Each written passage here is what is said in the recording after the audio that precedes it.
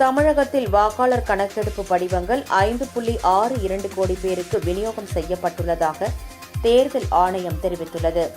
தமிழகத்தில் வாக்காளர் பட்டியல் சிறப்பு திருத்த பணியை தேர்தல் ஆணையம் துவக்கியுள்ளது. முதற்கட்டமாக வாக்காளர்கள் கணக்கெடுப்பு பணி நடைபெற்று வருகிறது. இதற்கான படிவத்தை வாக்காளர்களுக்கு வழங்கும் பணியில் 68,467 வாக்குச்சாவடி அலுவலர்கள் ஈடுபட்டுள்ளனர்.